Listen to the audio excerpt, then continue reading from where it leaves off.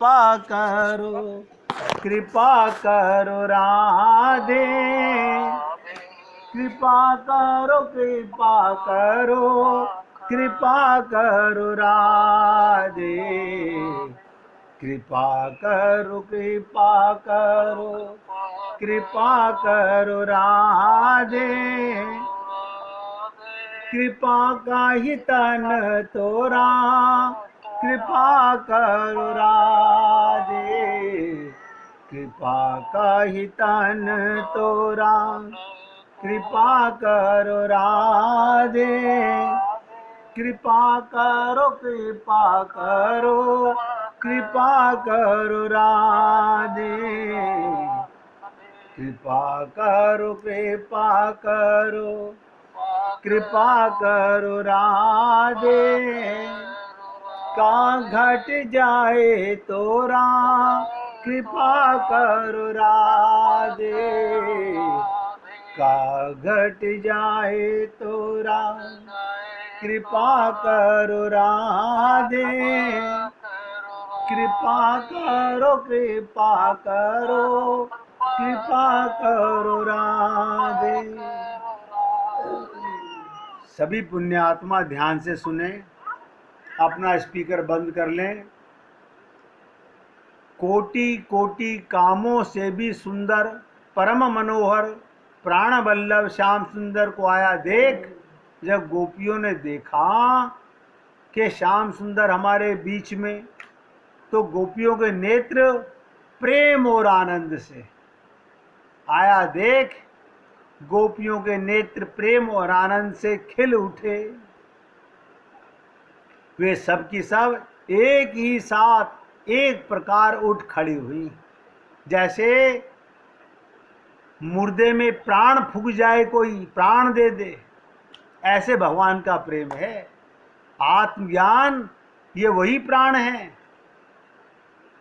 अभी आप और हम लोग ये नहीं समझ रहे कि मेरे सांसों में कौन धड़क रहा है, अपने होने का हर पल मुझे कौन प्रमाण दे रहा है।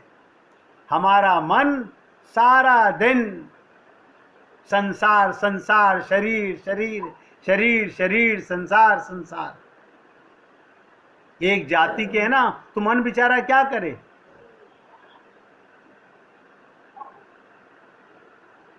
तो गोपियों के नेत्र प्रेम और आनंद से खिल उठे। वे सब की सब एक साथ खड़ी हो गई, मानो प्राणहीन शरीर में प्राण निकल गए थे। दिव्य प्राणों का संचार हो गया था, दिव्य प्राण आ गए। शरीर के एक एक अंग में, शरीर के एक एक अंग में नवीन चेतना, नूतन स्फूर्ति आ गई। एक गोपी ने बड़े प्रेम और आनंद से श्री कृष्ण के कर कमल को अपने दोनों हाथों में ले लिया। देखिए, गोपी ने भगवान के कर कमल को, भगवान के हस्त को अपने दोनों हाथों में रख लिया और वो धीरे धीरे उसे सहलाने लगी। दूसरी गोपी ने उनके चंदन चर्चित भुज दंड को अपने कंधे पर रख लिया। तीसरी सुंदरी ने भगवान का चबाया हुआ पान अपने हाथों में ले लिया।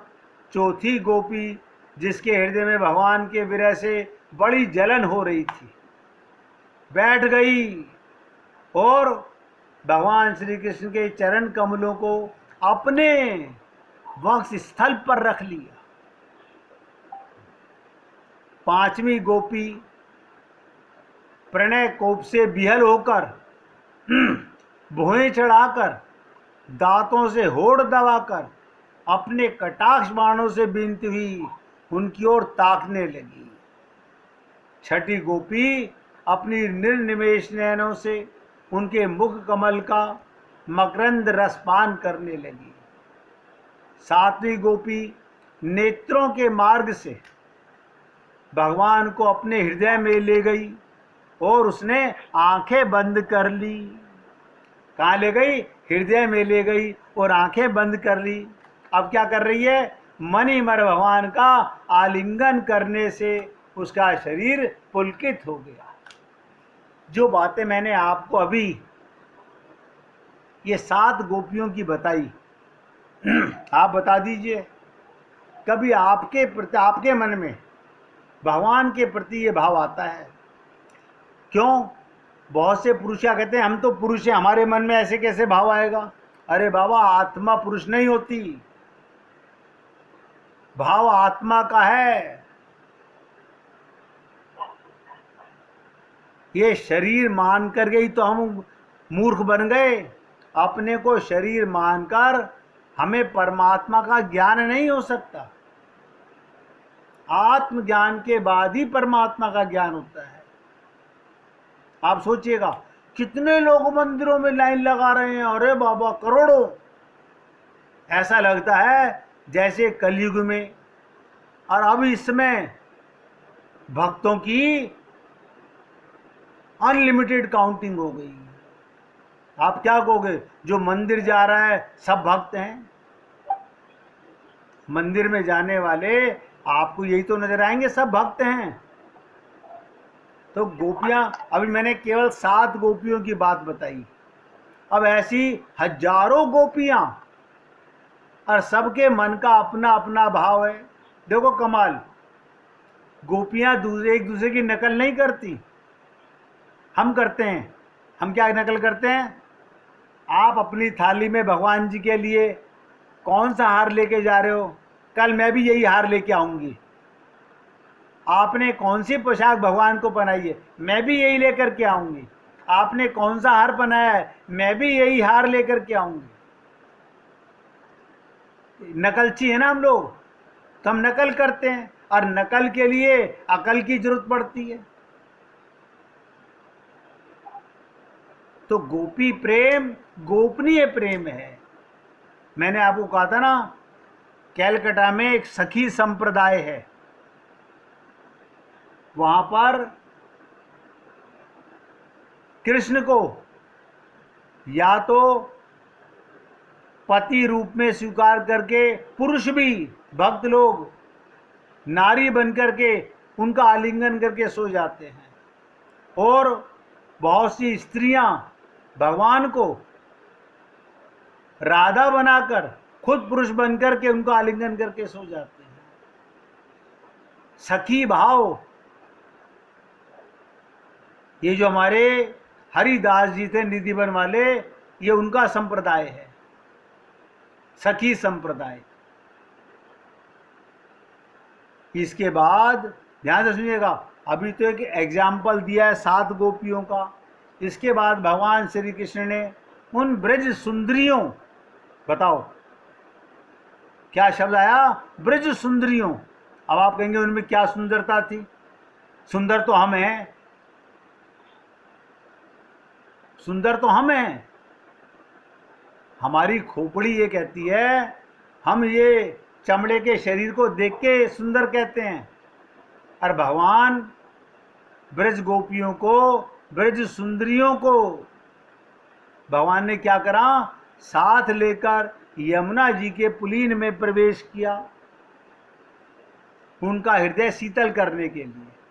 उस समय खिले हुए कुंद और मंदार के पुष्पों की सुरभि लेकर बड़ी शीतल और सुगंधित मंद मंद वायु चल रही थी, और उनकी महक से मतवाले होकर भौरे इधर उधर मंडरा रहे थे, जैसे शरद पूर्णिमा के चंद्रमा की चांदनी अपनी निराली छटा दिखला रही थी। उसके कारण रात्रि के अंधकार का तो कहीं पता ही न था। जब प्रेम का प्राकट्य होता है, परमात्मा के प्रति हृदय में प्रेम जागता है, तो आपके दिलो दिमाग से, मन से रात्रि अंधकार चला जाता है। आत्म जागृति होने के बाद फिर कभी अंधकार तुम पे हावी नहीं होगा। अभी तो हमें सहारा लेना पड़ता है, मूर्ति देखने के लिए भी आँख का सहारा, मन का सहारा। देखो कमाल की चीज, भगवान का दर्शन करने के लिए आपको मन का सहारा आंख का सहारा लेना पड़ता है। क्यों? आत्मज्ञान तो है नहीं।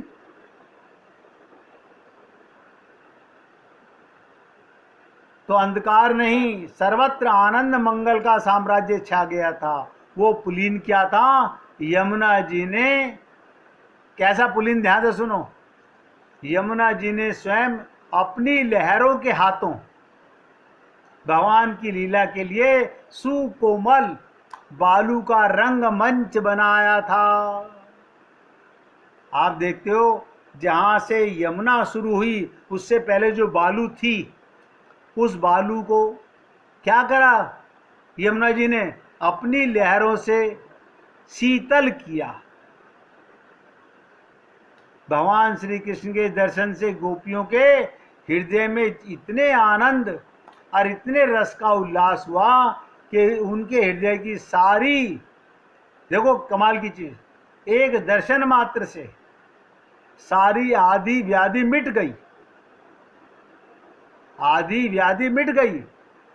अब उन्होंने अपने वक्ष स्थल पर लगी हुई रोली केसर से चिन्हित ओढ़नी को अपने परम प्यारे श्री कृष्ण के विराजने के लिए बिछा दिया। सब गोपियों ने, देखिएगा कमाल की चीज जो बताने जा रहा हूं, जितनी गोपियां उतने भगवान श्री कृष्ण बन गए।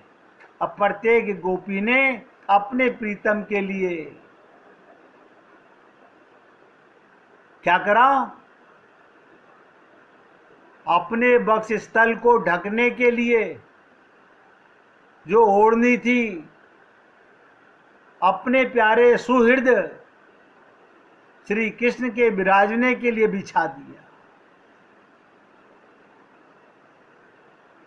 बड़े बड़े योगेश्वरों को अपने योग साधना से पवित्र किए हुए हृदय में जिनके लिए आसन की कल्पना करते रहते हैं, किंतु फिर भी वो अपने हृदय सिंहासन पर बिठा नहीं पाते।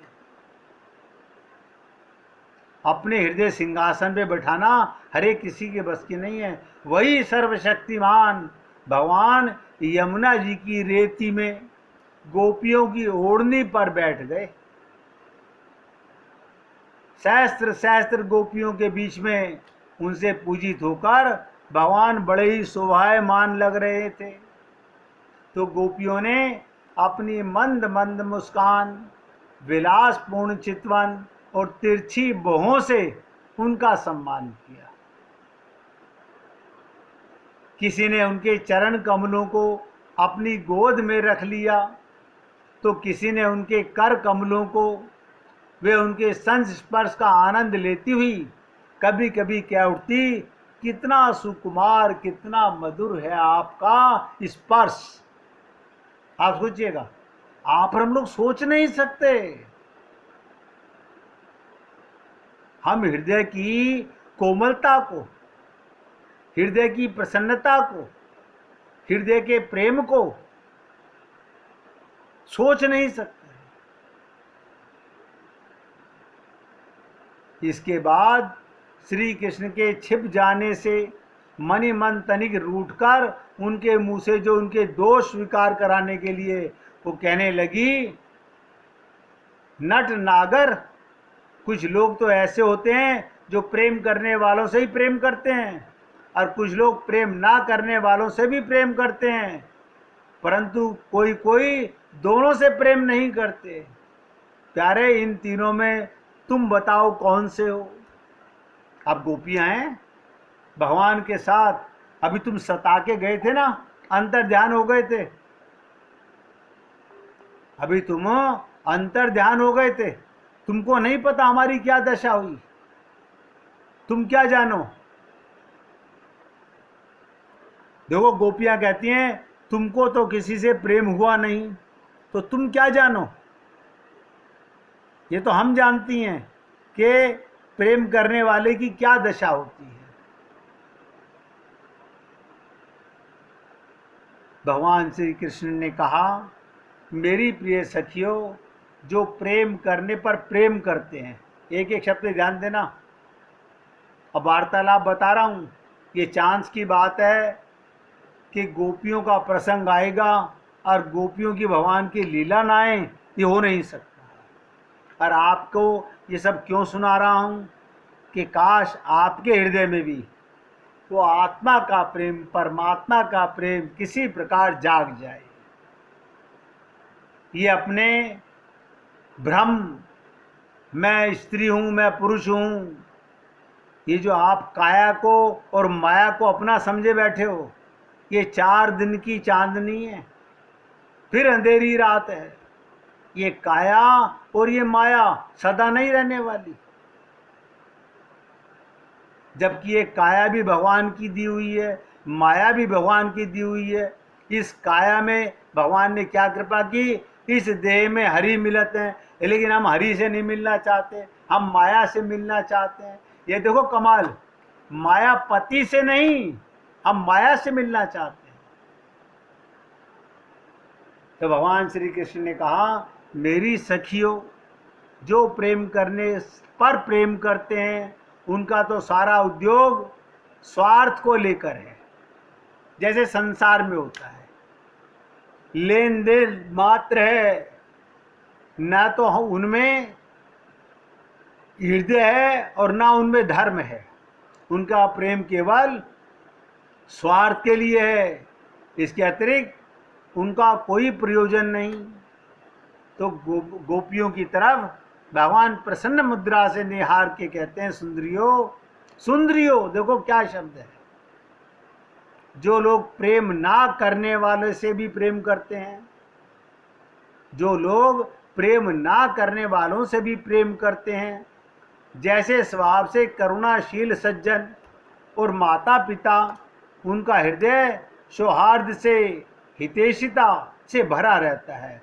और सच पूछो, उनके व्यवहार में निश्चल सत्य एवं पूर्ण धर्म होता है, जिनके अंदर और बाहर अलग नहीं होता।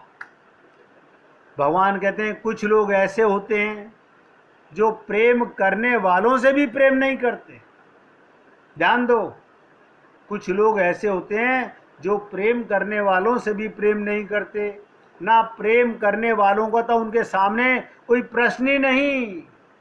ऐसे लोग 4 प्रकार के होते हैं। एक तो वे जो अपने स्वरूप में ही मस्त रहते हैं, जिनकी दृष्टि में कभी द्वैत भासता नहीं, वो आत्मा में रमण करने वाले होते हैं। वो द्वैत में भगवान को सामने लाते नहीं। दूसरे वो जिन्हें द्वेष तो भासता है, परंतु जो कृतकृत्य हो चुके हैं, अब कुछ करना बाकी नहीं, उनका किसी से कोई प्रयोजन ही नहीं। तीसरे वे जो जानते ही नहीं, आप और हम लोग, ध्यान से सुनो, बहुत ध्यान से सुनो, देखो जो बात बोलने जा रहा हूं, आप और हम सब लोग, क्या मतलब, जो जानते ही नहीं हमसे कौन प्रेम करता है, हम नहीं जानते।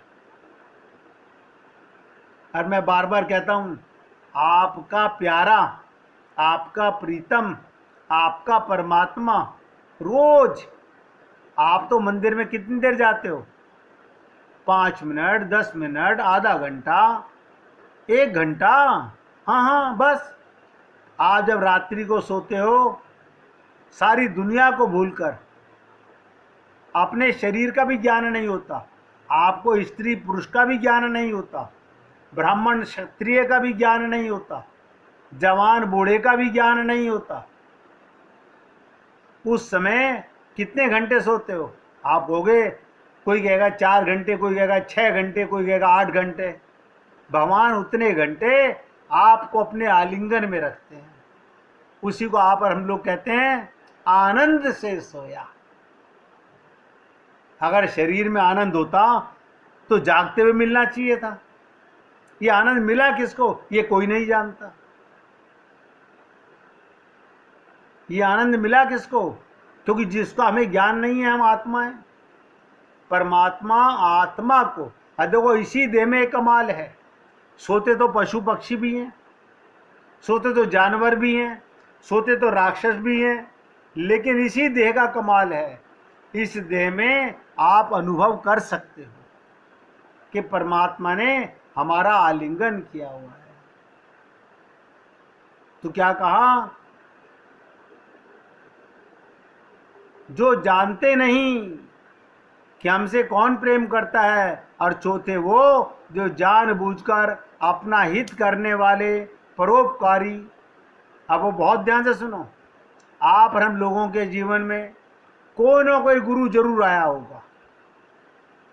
आपके हमारे सबके जीवन में कोई ना कोई गुरु जरूर आया होगा, जिसने, ध्यान से सुनो, जैसे किसान हल चलाकर पथरीली भूमि को भी समतल करता है, हाँ ऐसे ही हमारे जीवन में कोई ना कोई गुरु आया होगा। आपके मन में अहंकार, बुद्धि में अहंकार, चित्त में पागलपना, उनको अपने प्रेम के शब्दों से उसने सत्संग के माध्यम से हमें अमृत रस पिलाया होगा।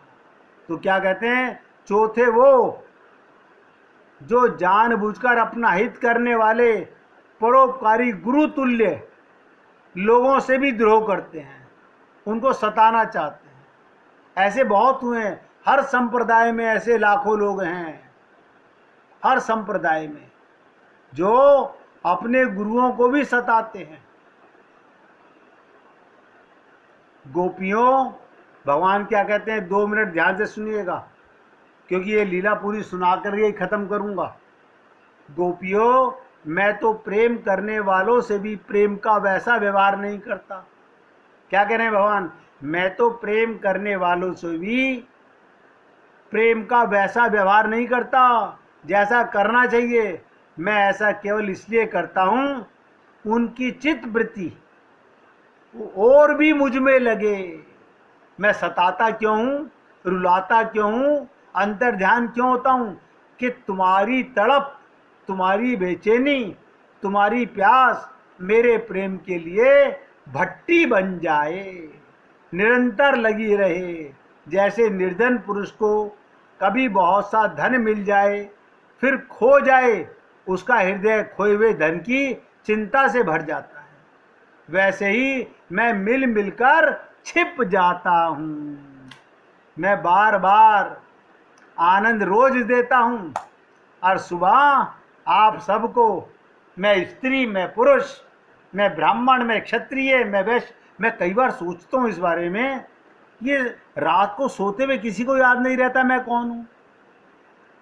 देखो कमाल की चीज़, आप और हम लोग अनुभव करके देखिएगा, हमें किसी को पता नहीं होता सोते हुए गहरी नींद में कि मैं कौन हूँ, ना मेरे का पता ना मैं का पता। उस समय परमात्मा के आलिंगन में हम होते हैं, वही सबसे बड़ा आनंद है। जिस दिन, आखिरी शब्द बोल रहा हूँ, जिस दिन सारा दिन आप संसार में भगवान को देखने लगोगे, तो आपकी रात और आपका दिन एक सा हो जाएगा। ना कोई अपना है ना कोई पराया है। सिया राम मैं सब जग जानी, सब भगवान हैं। यही गोपियों का प्रेम का सार है। जित देखूं तित श्याम मही है। तो भगवान कहते हैं, तुम सब मेरी प्यारी, तुम सब मेरी प्यारी, और मैं तुम्हारा प्यारा हूँ। मेरी प्यारी गोपियों, तुमने मेरे लिए जो आप और हमने कभी नहीं छोड़ा, इसलिए कहा था आखिरी बात बोलूँगा, आपने हमने कभी नहीं छोड़ा। क्या भगवान कह रहे हैं कि तुम सब मेरी प्यारी और मैं तुम्हारा प्यारा। मेरी प्यारी गोपियों, तुमने मेरे लिए घर गृहस्थी की उन बेड़ियों को तोड़ डाला है। मैं जन्म जन्म के लिए तुम्हारा ऋणी हो गया हूं। तुम अपने सौभाग्य स्वभाव से, प्रेम से मुझे उरीण कर सकती हो, परंतु मैं तो सदा तुम्हारा ऋणी रहना चाहता हूं। हे पुण्य आत्माओं, ये जो आखिरी बात मैंने आपसे कही है, आपने और हमने सब ने परमानेंट को टेम्परेरी के लिए छोड़ दिया। आए थे भगवान को पाने के लिए। टेम्परेरी शरीर और टेम्परेरी शरीर के संबंधी, उनके कारण, जिसके कारण से देह मिला, जिसको पाने के लिए देह मिला, उसके लिए आप हम लोग जागे नहीं हैं। इसलिए आप सबसे प्रार्थना करूंगा, प्यार से गाइएगा। दीन बंधु दीनानाथ, मेरी डोरी तेरे हाथ। दीन बंधु दीनानाथ, मेरी डोरी तेरे हाथ। दीन बंधु दीनानाथ, मेरी डोरी तेरे हाथ। दीन बंधु दीनानाथ, मेरी डोरी तेरे हाथ। दीन बंधु दीनानाथ, मेरी डोरी तेरे हाथ। बोलिए सियापति रामचंद्र भगवान की जय। राघवेंद्र सरकार की जय। जय जय श्री राधे, जय जय श्री राधे। बोलिए लाल जी का मंगल हो, सभी भक्तों का मंगल हो। सबको राधे राधे भैया, सबको राधे राधे।